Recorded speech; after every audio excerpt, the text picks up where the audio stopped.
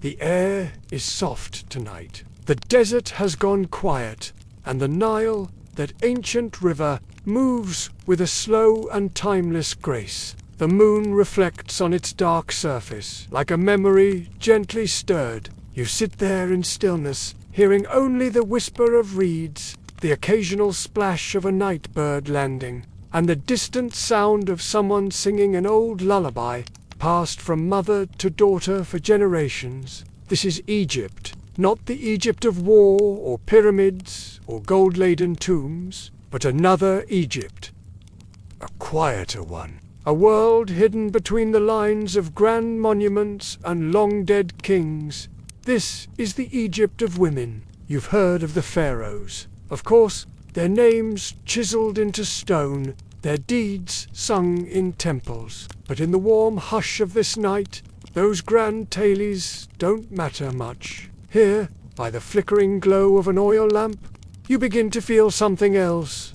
Something softer, but no less powerful. The quiet presence of women whose names history forgot, yet whose hands shaped the very world beneath your feet. They lived not only in palaces, but in humble homes of sun-dried brick. They were not just queens, but weavers, bakers, priestesses, healers. Their stories drift like grains of sand, waiting to be gathered, waiting to be remembered. You lie back and close your eyes.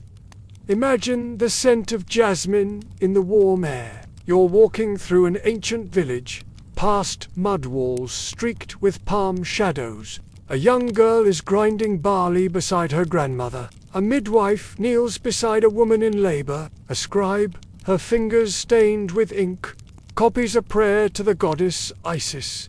Life goes on, quietly and endlessly, carried forward by hands too often invisible in the history books.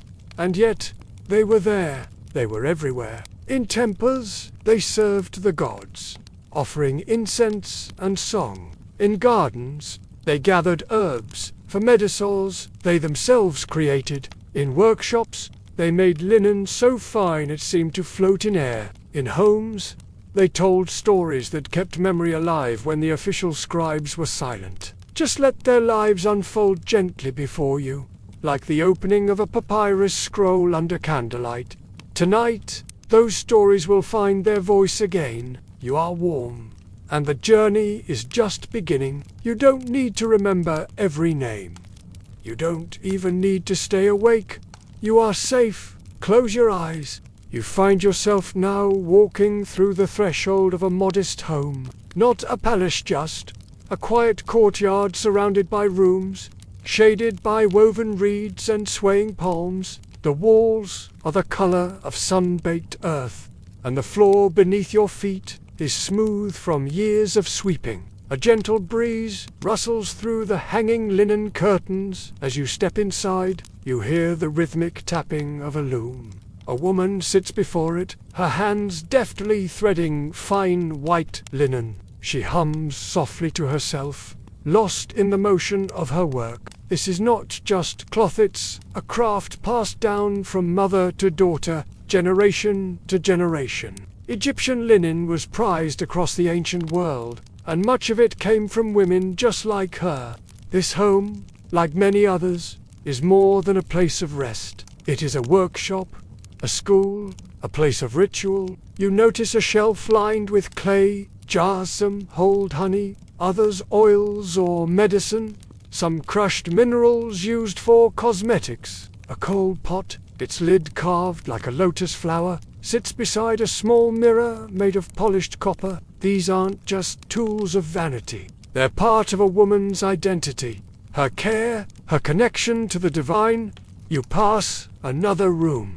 A grandmother sits by the light of a flickering oil lamp, teaching her granddaughter the ancient shapes of hieroglyphs. The girl's fingers trace the curved lines of the owl, the reed, the sun disk. Few girls were taught to write, but some were, especially those destined to serve in temples, or whose families held special standing. The walls are decorated not with grand paintings, but with small charms and symbols, ankhs for life, eyes of Horus for protection. In one corner stands a small household shrine, a painted figure of Hathor. The goddess of motherhood and joy smiles gently from the niche. Offerings of bread and flowers are placed carefully at her feet. The mother of the house comes in from the courtyard, carrying a basket of fresh herbs, fenugreek, coriander, and blue lotus blossoms. Every day holds its own ceremonies, baking, weaving, tending to the sick, preparing for festivals. You watch as she crushes them into a smooth paste, mixing in oil and honey. A healing salve, perhaps, or a perfume, maybe both. This world is rich in skill and rhythm. It is a quiet domain of care, of creativity, and of resilience. Their names didn't echo in stone halls. You'll realize something as you look around. These women were not invisible. They were simply not written about in the same way. Their lives weren't measured by conquest or crown, but they carried the civilization in their hands, in every woven thread, every healing balm, every whispered prayer. Outside, the Nile went slowly in the dark. Inside this little home, the lamps glow warm. The scent of freshly baked bread lingers in the air, and soft laughter carries from the courtyard. Someone is singing a lullaby, ancient and familiar, a tune that might have comforted children 1,000 years ago, and still does, in the hush between the tasks of the day. You lie down in a quiet corner, resting your head on a woven mat, and you listen to the stories carried in the looms. In the songs, "Sleep now," there is more to see, and many lives yet to unfold. The stars are high now, twinkling above the desert like scattered beads on a goddess's necklace. The world is still, but somewhere in the distance, in a palace built of limestone and cedar, the sandals of a queen move softly across polished floors. Tonight, we step quietly into the chambers of power, but not to speak of kings. Tonight, we follow the women who ruled. You may have heard of Hatshepsut. Her name, long buried beneath layers of dust and denial, now rises like incense in the cool night air. She was not just a queen consort. She was Pharaoh, a woman who stood before the gods, not as wife or daughter, but as ruler of the two lands. Egypt obeyed her voice, followed her banner, honored her temples. They tried to erase her, carved her name out of stone, but stone remembers, and so do the stars. She ruled not through war, but with trade, architecture, diplomacy. She sent ships to Punt, a mysterious land of riches and myrrh, bringing back gifts that perfumed temples and palaces for decades. She built obelisks so tall they touched the sky, and though she sometimes wore the false beard of kingship, her strength was entirely her own. And she was not the only one. There was Nefertari, beloved of Ramses the Great. She was no passive wife, her tomb one of the most beautiful in the Valley of the Queen shows. Her not as ornament, but as partner. She stands with gods. She writes in hieroglyphs. She offers prayers and receives blessings. Her mind and spirit were honored alongside her beauty. There was Cleopatra too, so often misunderstood. Not merely a temptress, but a speaker of many languages, a scholar of philosophy, a queen who stood firm against empires. She fought for her people with intellect and strategy, ruled with both charm and steel. The last pharaoh, she carried Egypt's pride until the end. But beyond the famous names, there were others, queens whose stories lie in fragments, painted on tomb walls, etched in broken stele, whispered in forgotten prayers. Some advised their husbands, some ruled as regents for young sons. Some managed estates the size of cities, some led cults in honor of goddesses, wielding spiritual power that rivaled any priest. Their presence echoes in the architecture of temples, the balance of dynasties, the quiet strength behind the throne. Tonight, as the winds cool the sands and the stars trace ancient patterns across the sky, you feel their legacy. not in loud speeches or great battles, but in the enduring stillness of their memory. They were pillars, not just shadows. They shaped policy with grace, offered counsel in crises, and carried the weight of kingdoms in silence. And now, in this moment of stillness, their names Hatshepsut, Cleopatra drift gently through your thoughts like petals on the Nile. Close your eyes, the torches in the palace flicker low. The great halls are silent now, but their presence lingers. The queens of Egypt, resting in their golden tombs, watch over you, and in their gaze, you sleep. The night deepens, blanketing the desert in velvet silence. The stars now seem to pulse slowly, like ancient hearts beating far above. In this sacred hour, we walk not through streets or palaces, but through temple corridors, where incense curls upward, and the gods are never far. You are in Thebes, in the shadow of the great temple of The air is still, heavy with the smell of myrrh and lotus, and through the shadow steps a woman clothed in white linen, her head crowned, not with jewels, but with quiet purpose. She is a priestess. Her name is lost to history, but her footsteps echo still. In ancient Egypt, the connection between gods and people was not a matter of belief, was a living, breathing relationship, and women, especially those chosen as priestesses, played a central role in that bond. The priestess before you moves with solemn grace. She carries an offering bowl of milk and dates. She approaches the shrine of the goddess Hathor, mother of music, joy, and the sky. The room is lit by a single oil flame, and the walls shimmer with gold leaf paintings. Hathor with her cow horns and sun disk, smiling gently, welcoming. This is not a moment of spectacle. It is quiet, intimate, eternal. Women served in temples across Egypt, especially in the cults of goddesses Isis. They sang sacred hymns, performed dances that echoed the rhythm of creation itself. Some were known as gods' wives of Ammon, a title that carried great political and spiritual influence. These women weren't figureheads. They held land, directed temple economies. Their names were carved into stone beside kings. The rhythms of temple life are steady. Morning purification rituals, noon offerings, evening songs. Each act, no matter how small, was seen as preserving the balance, the order of the world. And women upheld that balance every day through sacred rites, just as they upheld it at home through care and nourishment. Even outside the great temples, smaller household shrines dotted villages. Women led prayers for fertility, for healing, for safe passage into the next life. They whispered petitions into figurines made of clay, anointed amulets with oils, carried charms etched with protective spells. To be a woman in ancient Egypt was, in many ways, to live surrounded by sacredness. Life and death, joy and sorrow, birth and mourning all passed through the hands of women. And in those hands, mystery became ritual, and ritual became peace.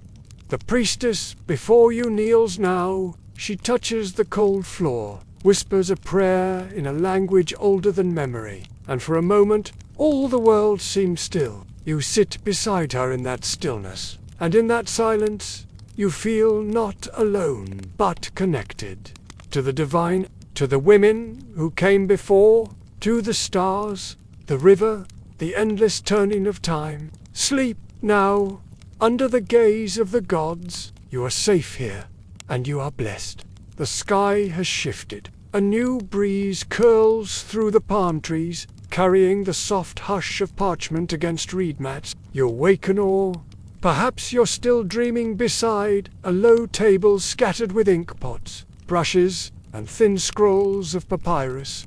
Tonight, we follow the quiet path of the women who wrote. You may think of scribes as men in long robes, hunched over tablets, recording taxes and laws. But among them, tucked quietly into the margins of history, were women, educated, literate, patient, precise, not many but enough to leave Some were daughters of noble families, their education secured by status. Others lived within temple walls, trained in language so they might transcribe hymns or prayers. Some served as priestesses who copied sacred texts. Others worked within estates, recording trade transactions or managing household inventories. You see one now. She sits with her legs folded, a thin brush in her hand. Her hair is neatly braided, and her linen dress is simple. Her fingers are stained with ink. Before her lies a scroll, part of a love poem, beautifully penned in fine, deliberate lines. She dips her brush again and continues writing, her script steady even in the quiet hours. She writes, not for pharaohs, but for memory, for the preservation of thought, a recipe for a healing balm, a prayer to Turit, goddess of childbirth, a list of linen delivered to the temple storerooms. Every mark she makes is a bridge across time. Being a scribe was more than a job. It was a connection to the divine order, It meant being entrusted with truth, detail, and sacred knowledge. Words carried power, and those who shaped them were gatekeepers of meaning. Outside, you hear the soft clip of sandals across a courtyard. Another woman arrives with an armful of folded cloth. A record must be kept: length, quality, who it was delivered to. Nothing grand, nothing carved in stone, but everything, in its own way, enduring. These women did not seek glory. They left no statues of themselves, but their handwriting measured, neat, and graceful remains tucked into tombs and archives. They were witnesses, unpreserved, and though the world may have forgotten their names, it remembers the words they left behind. Tonight, you imagine the sound of their ink drying, the rustle of scrolls, the soft hum of a lullaby carried between lines of old, sleepy poetry. And you know, somewhere in the hush of history, these women are still writing, still speaking, still waiting to be heard. Close your eyes again. The brushstrokes fade gently into the dark. Let sleep carry you like a papyrus boat, drifting gently on the calm waters of memory. The first light of dawn is still far away, but something gentle stirs in the darkness. A rustling of leaves, the scent of crushed herbs, and the faint clink of pottery being set down on stone. You find yourself in a small, quiet chamber, not a grand hall, but a place of healing. Low shelves line the walls, each holding small clay jars filled with powders, oils, and dried plants. Hanging bundles of thyme and chamomile sway slightly as the night wind brushes through the open doorway. A woman moves about this space with calm purpose. She is a healer, not a goddess, not a priestess, not tonight. Just a woman who knows the secret life of plants and the quiet language of the body. Her hands are gentle and practiced. She carries knowledge passed down, not through books, but through repetition, mother to daughter, healer to apprentice. In the flickering lamplight, she prepares a poultice from honey, frankincense, and crushed garlic. Her fingers work patiently. There is no rush, only care. Her home smells of earth and fire and sweetness. You watch her crush pomegranate seeds to stain linen strips that will ease pain and clean wounds. In another bowl, she grinds malachite into a paste, not for paint or decoration, but to protect eyes from infection beneath the harsh sun. The medicine of ancient Egypt wasn't magic alone. It was observation, testing, intuition. Women like her kept small notebooks, collections of treatments and remedies, remembered from dozens of patients. Some were copied from temple scrolls. Others came from personal trial and wisdom.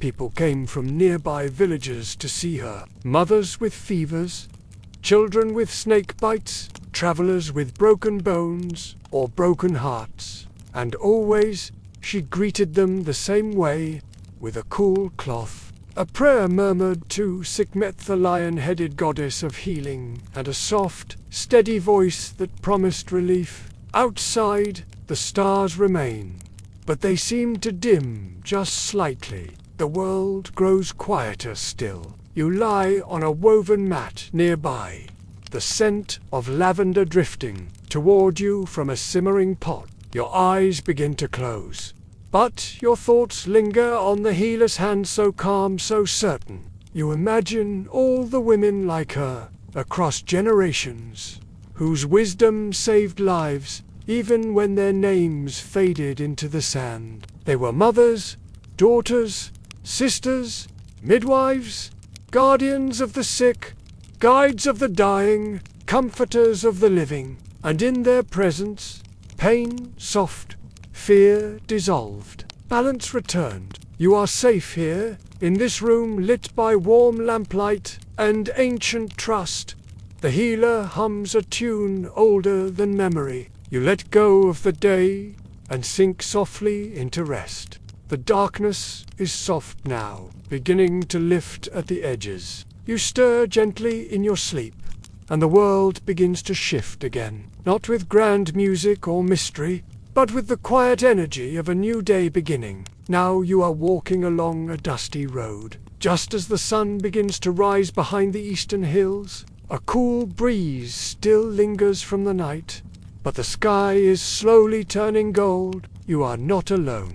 All around you, women walk with baskets balanced gracefully on their heads. Baskets filled with vegetables, jars of beer, bolts of cloth, fresh bread wrapped in linen, and tiny carved amulets to trade. Their chatter rises gently into the morning air, a rhythm of everyday life that echoes through time. You have arrived at the market. It is not a marketplace of emperors or palaces. It is the daily rhythm of ordinary people and the heartbeat of ancient Egyptian cities and villages. And women are everywhere. A woman with skin darkened by the sun leans over her basket of lentils and dates, arranging them neatly for display. Another offers handmade sandals woven from palm fibers. At a nearby stand, a girl no older than 12 haggles over the price of goose eggs. Sharp-eyed and confident, their movements are practiced.com.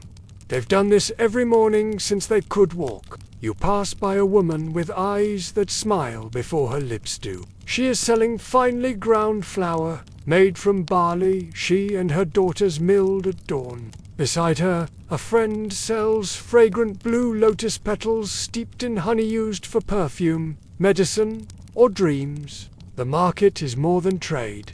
It's community. Here, women exchange more than goods. They exchange news, advice, recipes, warnings, blessings. They speak of husbands and children, of taxes and temple festivals, of the phases of the moon and the latest story of the crocodile god seen in the canal. You hear the clink of copper coins, the soft rustle of woven baskets, the bleat of a goat tugging against its rope. A woman sings to her baby as she weighs onions in her hand. Another laughs, brushing flour from her arm, and you realize something. These women were economic engines. They ran businesses, sold produce, managed farms. Some worked for temples or nobles. Others managed small family stalls that became local landmarks. Their labor sustained entire households, but more than that, they knew how to live, to survive, to provide, to nurture and barter and build, day after day, under the same sun that warms your face now. You sit on a low stone ledge near the edge of the market, watching the bustle grow around you. The smells of garlic and fresh bread mingle with the soft morning light. A child offers you a fig with sticky fingers. This is not the Egypt of crowns and conquests, but it is no less powerful. It is the Egypt of hands and hearts and quiet persistence. You close your eyes again. The market sounds blur gently, like a lullaby played in reverse. And in that hum, in that warmth, you fall softly back to sleep. The sun has risen now, but it's still soft golden and kind, warming the earth without burning it. The market fades behind you as the scene shifts once more. Now you are in the wide, open fields along the banks of the Nile. The river sparkles nearby, slow and steady, its waters feeding the land with ancient patience. You stand beneath a tall sycamore tree, its branches swaying gently in the breeze. Before you, the earth stretches out in rows of green wheat, barley, onions, flax. The soil here is dark and rich, moistened by the annual flood that the Egyptians called the inundation. It is a gift from the gods, and every harvest is a sacred act of gratitude. Women walk through these fields with practiced ease. Their feet are bare, their arms strong. They bend and gather bundles of grain, tying them tightly with reeds. Others carry baskets filled with cabbages or leeks, their laughter drifting across the land like music. You might not expect to find women here working the soil, sowing seeds, guiding oxen, harvesting grain, but this is their domain, just as much as any temple or marketplace. Ancient Egyptian women were deeply involved in agriculture. They helped prepare the fields, planted herbs and vegetables, gathered dates and grapes, and carried baskets heavy with food that would nourish entire households. Some worked beside their families, others worked on estates owned by temples or nobility. For them, farming was not just labor, it was life. You watch one woman kneeling by a row of flax plants. She gently pulls the stalks, lays them in bundles, and hums a tune passed down from her grandmother. Flax, once harvested and dried, will become linen woven by other women into tunics and wrappings for the living and the dead. Nearby, a group of women gather around a wide mat, sorting lentils and beans under the shade of a palm. They talk quietly, sharing bits of news and stories, their hands always moving. A small girl watches them closely, mimicking their gestures with her tiny fingers. You follow a path toward the riverbank, where more women wash clothes in the shallow water. They beat the linen rhythmically against smooth stones, then lay it out to dry in the sun. The wet fabric shimmers like silver as the breeze moves across it. A crocodile watches from the far bank, but it doesn't approach. Even here, in the wild edges of the fields, the women move with confidence. They know this land. They know its rhythms. They belong here as surely as the Nile itself. As the day warms, the work slows. Shade is sought, water poured into shared cups, a small meal passed around, a bit of bread, some figs, a lump of goat cheese wrapped in leaves. You sit with them, resting your back against a tree, feeling the sun's warmth seep into your bones. The women talk and laugh softly, and their voices, though speaking in a language long buried by centuries, are easy to understand. They speak of seasons, of birth, of love, of drought and flood, of hope. They speak like women anywhere and everywhere, and as the wind rustles the wheat and the sound of distant birdsong fills the air, you feel sleep beckoning once more. The fields grow quiet, the harvest is safe, and you rest, carried by the steady breath of the earth and the women who tend it. The fields fade behind you, slowly dissolving into shadows and dust. The warm breeze gives way to cool stone as you enter a quiet, winding corridor. It is dim here, and quiet, the kind of quiet that listens back. The air smells faintly of dust and old incense.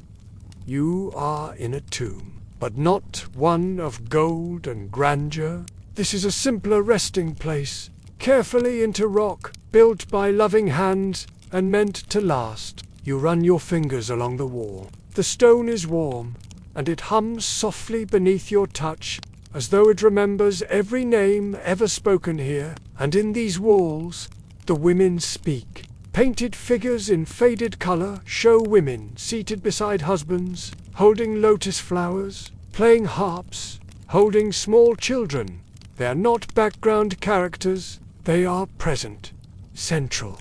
A woman offering bread to a god, a mother watching her son fish, a daughter pouring water for her ancestors. They are remembered. You step deeper inside, and there, in the glow of your imagination, a soft female voice begins to speak, not aloud, but from the very stone around you. I was named Ankh. I wove the linen for the temple. My hands made cloth for the priests and the statues. When I died, they wrapped me in my own weaving. Another voice, this one gentler, older. I was Hen. I birthed 7 children and buried for. I prayed to Hatha every night. My husband was a fisherman, and I cooked what he brought home. My favorite was mullet, roasted with garlic, and another, full of laughter. I was tea. I sold beer at the corner of the southern wall in Memphis. My jars were the sweetest. Even the priests came by when they thought no one saw. These women were not queens, not priestesses, not rulers or scribes. They were you. They were me. They were the breath behind the brick, the hand that fed the child, the arm that stirred the stew pot. Their stories do not come from history books. They come from fragments of pottery, from graffiti on temple walls, from whispered songs carved in tombs by husbands who missed them. You move deeper still, and the walls become a night sky painted black, speckled with golden stars. The ceiling above you shows Nut, the sky goddess, arching protectively across the heavens, her arms reaching from horizon to horizon. Beneath her are the names of women once loved, once mourned, now remembered. They are not forgotten. They are here, and in your stillness, in your listening, you keep them alive once more. You sit in the tomb's silence and feel no fear, only warmth, a strange, peaceful weight, the feeling of being held by time, wrapped in memory, swaddled in the stories of the silent. Close your eyes now. Let the voices fade into a low hum. Let the dust settle gently around you, and sleep, surrounded by walls that remember. Night returns gently to the Nile, and with it comes the hush of stories once told by firelight. You are not in a palace or a market. No, you are somewhere much simpler, yet perhaps even more important. A quiet home, its walls faded but warm, where generations have gathered for centuries. You are sitting near a hearth. The clay stove still holds the scent of tonight's meal. Lentils, leaks a trace of coriander. A basket of bread cools near the wall. The oil lamp burns low, casting shadows that stretch and soften. A woman sits beside you, her legs folded beneath her. She holds a child in her lap, and another leans sleepily against her side. Her voice is low, steady. She is telling a story. It is not written down, not anywhere, but it lives. It is a story of Isis and Osiris, of Set and Horus, of gods and magic and loyalty, but also of hunger and kindness, of mischief and forgiveness. Her words rise and fall like the river itself, slow, certain, full of rhythm. You don't need to understand every word. You feel it, you know it. This is how memory survives. Through women like her. In ancient Egypt, stories were not just for temples or scrolls. They lived in the mouths of mothers, in lullabies sung to restless children, in tales whispered during illness, in poems recited while weaving, while stirring pots, while braiding hair. History was more than dates and deeds. It was feeling. It was family. It was passed from woman to woman, often with no audience but a child in the dark. The children here drift to sleep as she speaks. One clutches a small carved wooden hippo. Another, curled on a woven mat, breathes slowly now, already dreaming. The mother watches them, eyes kind and quiet. She has told this story before. She will tell it again. Her grandmother told it to her. And someday, these children will speak it again to their own. Even in a world ruled by kings and priests, it is women who carried memory. They remembered the birthdays, the harvests, the names of the stars, the old remedies, the favorite foods, the superstitions that kept a child safe during a storm, the prayers for crossing the desert, the songs that soothed the dying. They remembered what mattered. And now, so do you. The woman shifts, smoothing her child's hair. Her voice softens, trails off. The story is finished for tonight, but not truly ended. It waits in the silence, ready to be told again when the time is right. You lie back now, wrapped in a wool blanket, the room around you breathing slowly. The fire glows red. The children sleep. The mother watches over all. And you, too, are safe. You, too, are remembered. Close your eyes. Let the stories cradle you. The mothers of memory are watching. Sleep still lingers around you like a soft veil. But now your dream carries you elsewhere, away from fields, away from homes. Now you are among stones. The morning is cool in this part of the desert. You find yourself standing at the base of a vast construction site.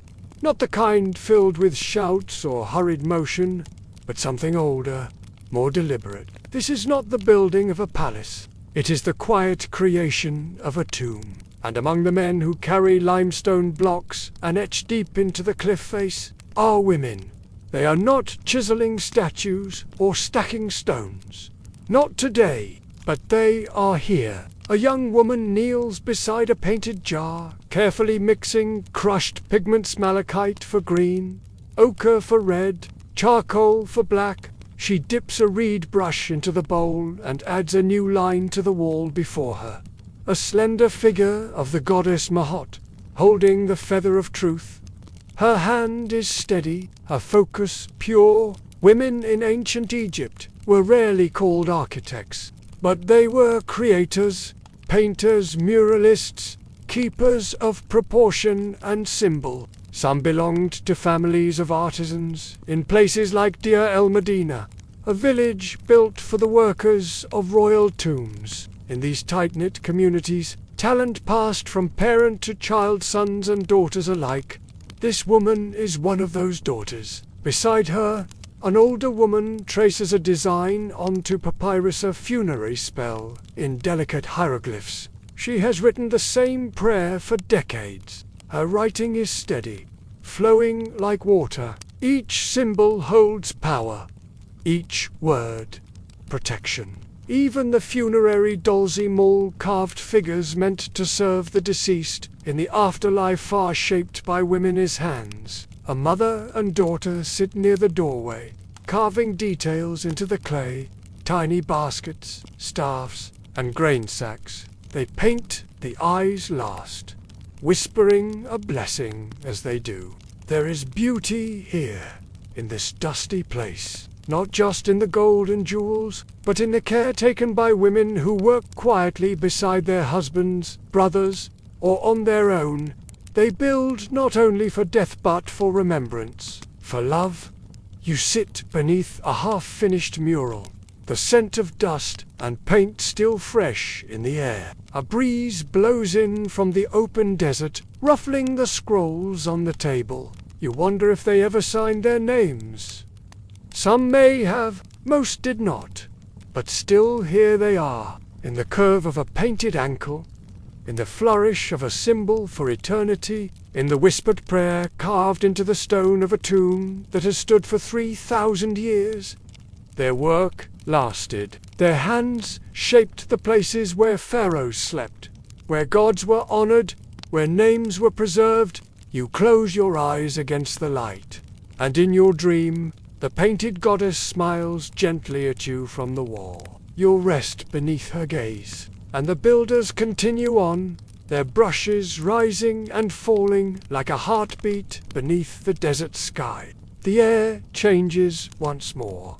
becoming lighter, warmer, touched by melody. You are no longer in the fields, nor the tombs, nor even among painted walls. You are sitting beneath a canopy of papyrus trees near the river's edge. The sun hangs low in the sky, casting a soft amber glow across the water, and from somewhere nearby, music drifts on the breeze. It begins with a simple rhythm, 2 hands striking a small drum, slow and steady. Then a flute joins, its notes high and dancing. Finally, the voice of a woman begins to sing, soft and full, like honey warmed by fire. You follow the sound. You find a gathering of women beneath a shaded pavilion. Some sit, others sway gently to the music. Their dresses are white and flowing, their arms adorned with beaded bracelets that click softly as they move. One plays a harp with strings of stretched gut, her fingers plucking each note like a secret. These women are musicians, and in ancient Egypt, music was sacred. It was not only for celebration, it was for healing, for ritual, for memory. Music was believed to soothe the gods, to bring harmony between the worlds of the living and the dead. Women were at the heart of it. They were called chantresses of Amun, musicians of Hathor, singers of the temple. In great ceremonies, they played the sistrema, sacred rattle, shaped like the face of Hathor. The sound was meant to awaken joy in the divine, to drive away chaos and sorrow. But music was not only found in temples. It echoed through village festivals, wedding feasts, birth celebrations. It was carried in lullabies, hummed in the dark, in funeral songs whispered over tombs, in the steady rhythm of life itself. You sit beside a girl no older than 14, watching as she learns to tune her lyre. Her teacher, her mother, perhaps gently guides her hands. "No, not that one," she says softly. "Listen. Let the string speak to you." And it does. You feel something in your chest loosen, as if a knot has come undone. The music surrounds you like water. It calms your heartbeat, warms your skin. You begin to breathe more deeply. Slower. You feel the notes settle over your shoulders like a blanket. One of the women offers you a fig, fresh and sweet. Another laughs and begins a playful song, teasing the girl beside her. The laughter spreads. You'll realize this is what peace sounds like. Not silence, but the harmony of women breathing together, singing together, playing music made not for monuments but for life. As the sun begins to dip behind the western hills, the musicians quiet their instruments. One final note, drawn out like a goodbye, a prayer, a promise. The river continues its eternal journey, and so do you. The music fades from your ears, but lingers in your bones, in your breath, in your dreams.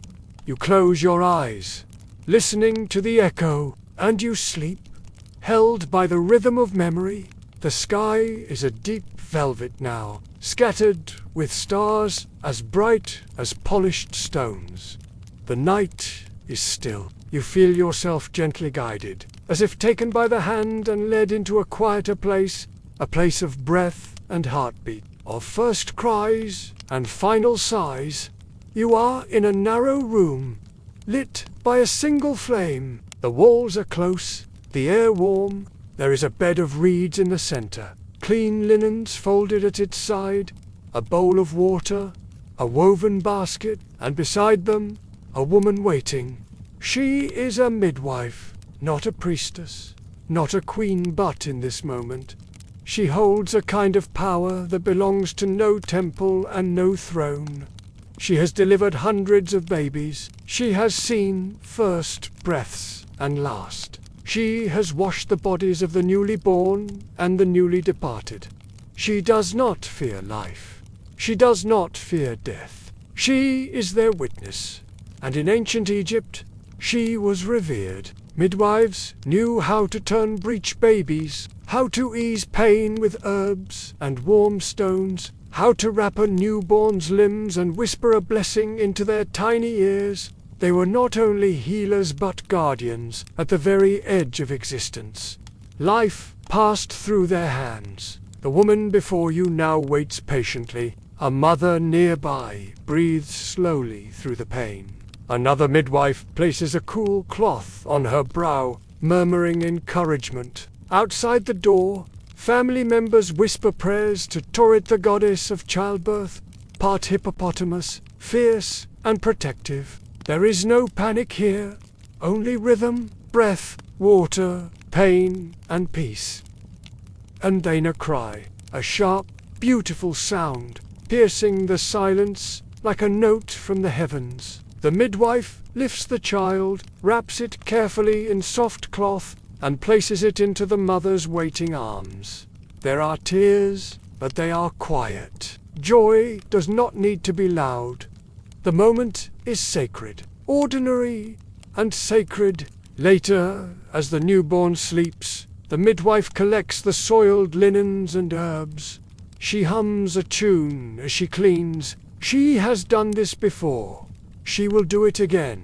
Her service is not for wealth, but for meaning. You think of the thousands of births she has seen, the comfort she's brought, the pain she's helped ease, the names whispered to her in confidence, the hands she's held during parting, because death, too, calls for women like her. When the time comes, she will wash the body, wrap it, apply sacred oils, and guide the soul with the same care she gave at birth. These women are not carved in stone, but their touch is everywhere, in the lives they welcomed, in the goodbyes they comforted, in the gentle strength they carried like a torch through the shadows. You sit with her now, in the quiet that follows new life. Outside, the stars pulse softly. Inside, the child breathes in tiny, steady rhythms. And you, too, breathe,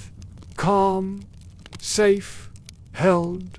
For these women were always there at the beginning and the end, and in their memory you rest. The night is deep, now so still that you can hear the Nile breathing in the distance, as if the river itself is asleep. The stars hang like lanterns above you, and the cool air feels like a soft sheet pulled across your shoulders. In this gentle darkness, you find yourself stepping into a small courtyard lit by moonlight. A loom stands in the center tall, silent, waiting, and beside it sits an old woman with silver hair bound in a braid down her back. She is weaving, not for trade, not for temple, but for memory. Her hands move slowly, carefully, guiding each thread across the warp. The fibers hum with tension, like the strings of a harp. The fabric she creates is not grand. It won't be sold in markets or hung in palaces, but it will last. She weaves the names of her daughters into the cloth, not written, but remembered with every knot. She weaves the scent of bread baking, the sound of laughter under fig trees, the hush of lullabies sung through fevered nights. She weaves the stories told to her as Agaltales of sky gods and desert lions, and the first time the Nile ever flooded. The cloth is not just fabric, it is a legacy. In ancient Egypt, weaving was more than labor. It was continuity. Linen was used in daily life. Clothing, bedding, sail. It was also used in sacred rites, wrapping the bodies of the dead, dressing statues of the gods, covering altars. Women made this fabric. From seed to thread to cloth. They worked in households, workshops, temple estate. Generations passed their knowledge down through rhythm, gesture, and patience. Their spinning was like time, itself steady, quiet, unstoppable. You sit beside the old woman now. She doesn't speak. She doesn't need to. Her movements tell the story of the girl who learned to dye linen with saffron and indigo, of the mother who made a wedding veil for her only daughter, of the widow who wove a shroud and kissed it before wrapping her husband's body. They wove joy, they wove mourning, they wove prayers, and they wove the very fabric of Egyptian life thread by thread, breath by breath.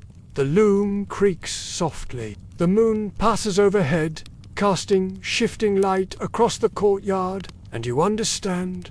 This cloth may fray in time, but its memory will not, because memory, too, is woven in stories, in hands, in sleep. You lie back now, your head resting on a folded piece of linen. The scent of it is faintly sweet sun, grass, a trace of river wind. The woman continues to weave, and you drift into dreams, wrapped in the quiet legacy of women who held the world together, one thread at a time. It is nearly morning. The sky is still dark, but soft blue begins to push against the stars, and the breath of the desert changes, quieter, as if holding something sacred in its stillness. You walk once more through the sands of Egypt. The temples are behind you now. The tombs have closed their mouths. The river flows unseen in the distance, but you can feel its pulse, gentle and eternal, beneath your feet. The sand shifts with every step, sand that once touched the heels of queens, priestesses, mothers, scribes, sand that swallowed their homes, their names, their secrets, but not their echoes, not their stories. They are still here. You kneel in the sand, cupping a small shard of pottery in your palm. It's simple, unremarkable, a broken piece of something once used in an ordinary life. But scratched into it is a name half lost, barely legible. Maybe it belonged to a woman who once sold garlic in the market. Maybe she nursed 3 children and outlived them all. Maybe she laughed at stories we'll never hear. She lived, she mattered. And so do all the others, the hidden heroines of ancient Egypt, the women who did not seek monuments, but whose footsteps were pressed into the earth day after day. Through labor, love, grief, and joy, they stitched the sails of ships that crossed oceans. They whispered prayers over the dying. They stirred pots, signed contracts, held torches at temple doors. They sang, taught, healed, wept, and when history forgot their names, the earth did not. You look up at the brightening sky. The stars have begun to fade, but their light is not gone. It has simply moved, absorbed into the morning. Like them, you sit in silence for a while longer, letting the memory of them settle around you like a shawl woven of wind and sun and time. And then gently you rise. The path ahead is open, golden and quiet. You step forward, no longer as a visitor, but as a bearer of their stories. You carry them with you now. In the silence of sleep, in the stillness of dreams, in the warmth of knowing that even the forgotten can be remembered again. Close your eyes. Let the dawn come softly, and rest, wrapped in the memory of those whose lives shaped a world. The sun has risen now. Its golden light pours across the desert like a blessing, touching every temple stone, every river reed, every grain of sand. The world of ancient Egypt, the world you've wandered through tonight, is quiet again, but not silent, because something remains with you. A soft whisper, a gentle pull, a presence, not of gods or pharaohs, but of women.